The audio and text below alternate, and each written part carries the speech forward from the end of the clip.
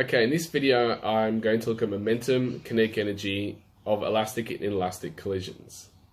So let's have a look here. In the absence of any external force acting on a system, which is a closed system, in elastic collisions, the kinetic energy of the system is conserved, and in inelastic collisions, the kinetic energy of the system is not conserved.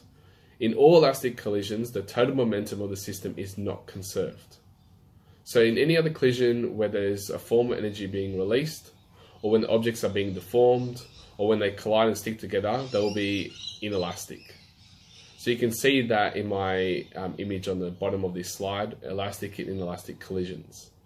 Now I've inserted momentum and the formula for momentum on this slide because it doesn't really get discussed as often as I would like in this new syllabus. So I've put it there just in case if it comes up with any questions that you are asked within this syllabus dot point.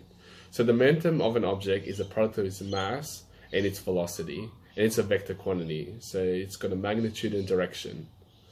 The momentum is measured in kilograms meters per second. So the formula is P equals mv. Now let's have a look at a question here. So recall the law of conservation of energy for A. B. Describe the conditions on which the energy of an isolated system will be conserved during a collision. And C. Describe the conditions under which the kinetic energy of an isolated system will be conserved during a collision. Now in my previous slide, I've selected some of the text and given it a blue color, which is critical theory to answer these questions.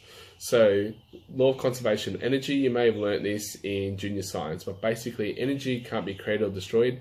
It can be changed, or sometimes we call it transferred from one form to another. B, the energy of an isolated system is always conserved. And for C, the kinetic energy of an isolated system is conserved only if the collisions within this system are elastic collisions. Now I hope that clarifies momentum, kinetic energy of elastic and inelastic collisions. I'm going to do many more with mathematical concepts based on these two momentum and kinetic energy theories.